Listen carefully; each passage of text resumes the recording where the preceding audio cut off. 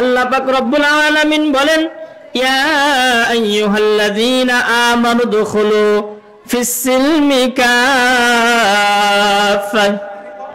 আল্লাহ পাক রব্বুল আলামিন বলেন, ওগো আমার ঈমানদার বান্দারা, ওগো আমার মুত্তাকি বান্দারা, ওগো আমার প্রাণপ্রিয় বান্দারা, রব্বুল আলামিন বলেন, উদখুলু ফিস-সিলমি কাফা, তোমরা প্রবেশ করো ইসলামের ভিতরে, তোমরা ভালোভাবে ঢুকে পড়ো ওই ইসলামের ভিতরে, যে ইসলামে ঢুকলে আমি মালিক তোমাদেরকে জান্নাত দেব। জোরে জোরে বলা যাবে কি সুবহানাল্লাহ? ইন্নাল হামদুলিল্লাহ আলহামদুলিল্লাহি হামদাশ শাকিরিন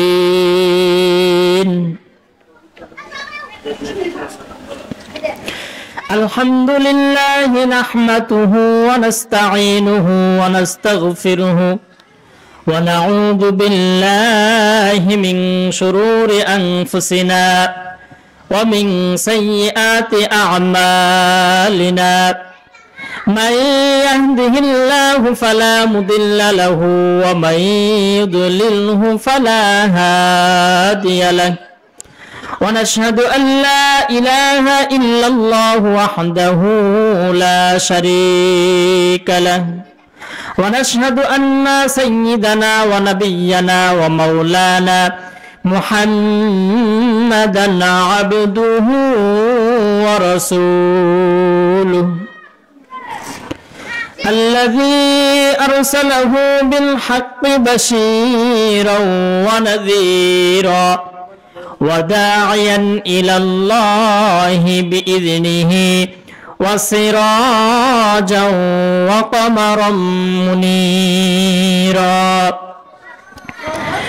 أعوذ بالله من الشيطان الرجيم بسم الله الرحمن الرحيم يا أيها الذين آمنوا ادخلوا في السلم كافة إلى آخر الآية. قال النبي صلى الله عليه وسلم الصلاة عماد الدين من أقامها فقد أقام الدين ومن هدمها فقد هدم الدين. صدق الله العظيم وصدق رسوله النبي الكريم ونحن على ذلك من الشاهدين والشاكرين والحمد لله رب العالمين.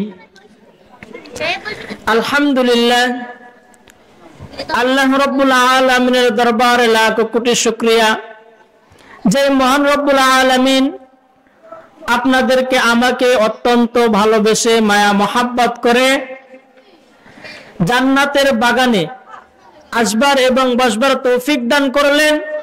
সেই মহান রব্বুল আলামিনের দরবারে আমরা সকলেই জবান খুলে শুকরিয়া আদায় করি, বলি আলহামদুলিল্লাহ। সেই সাথে সংক্ষিপ্ত আকারে দরুদ পাঠ করি প্রিয় নবী জনাবে মুহাম্মদ আহমদ সাইয়্যিদুল মুরসালিন খাতামান নবিয়্যিন আশরাফুল আম্বিয়া জনাবে মুহাম্মদুর রাসূলুল্লাহ, সকলে বলি সাল্লাল্লাহু আলাইহি ওয়াসাল্লাম। প্রিয় উপস্থিতি,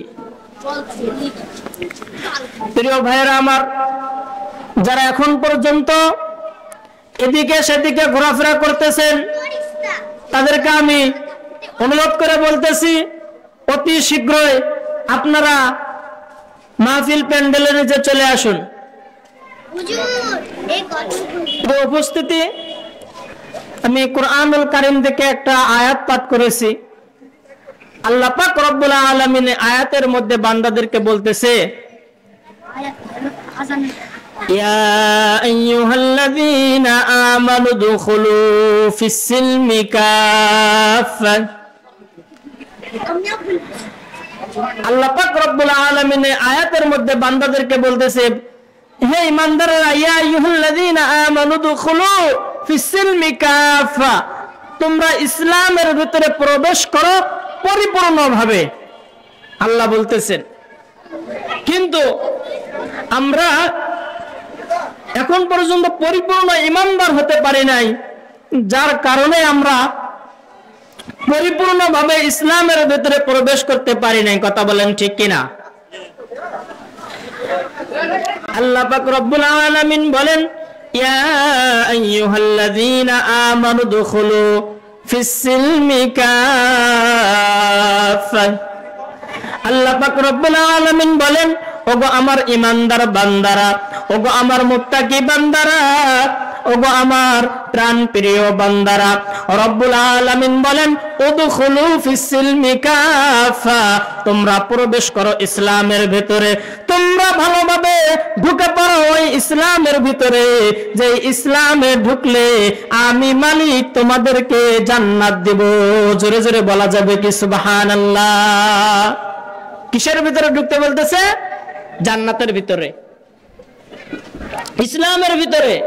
কিন্তু আমরা ইসলামের ভিতরে এখন পর্যন্ত ঢুকতে পারি নাই। আমরা মুসলমান, আমরা ইমানদার, কিন্তু পরিপূর্ণ ইমানদার হতে পারি নাই। কথা বলেন ঠিক কিনা? পরিপূর্ণ কতক্ষণ পর্যন্ত আমরা ইমানদার হতে পারবো? ভালো করে খেয়াল করে কথাগুলো মনোযোগ দিয়ে শুনবেন। এখন পর্যন্ত আমরা যেই সমস্ত গুনার কাজে লিপ্ত আছি, হারাম কাজে লিপ্ত আছি, এই গুনার কাজগুলোকে আমরা তওবা করে আল্লাহর কাছে চেয়ে নিয়ে যতক্ষণ পর্যন্ত এই গুনার কাজগুলোকে ছেড়ে দিব, আর সামনের দিনে আগামী দিনে এই গুনার কাজগুলো আমাদের দ্বারা হবে না, তখনই বুঝবো আমাদের তওবা কবুল হয়েছে এবং আমরা পরিপূর্ণভাবে ইসলামের ভিতরে ঢুকতে পারছি। কথা বলেন ঠিক কিনা? কিন্তু আমরা তওবা করি,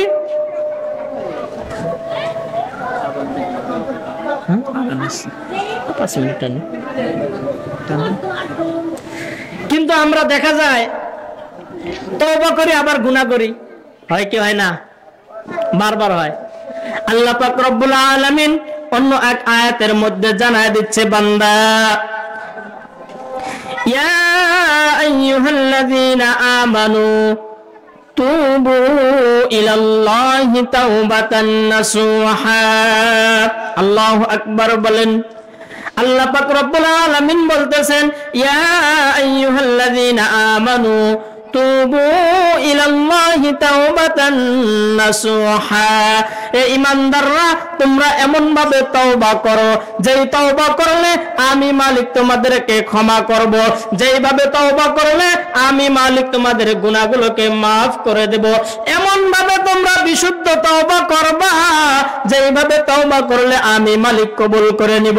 কিন্তু বড় দুঃখ হয় এখনকার ভাইরা আমার, মুসলমান বাপজানেরা আমার, আমরা তওবা করি আবার গুনার কাজ করি, আমরা তওবা করি আবার হারাম কাজ করি, আমরা তওবা করি আবার ওই আগের গুনার কাজে লিপ্ত হয়ে যাই। কথা বলেন ঠিক কিনা? এই জন্য আমাদের তওবা কবুল করে না।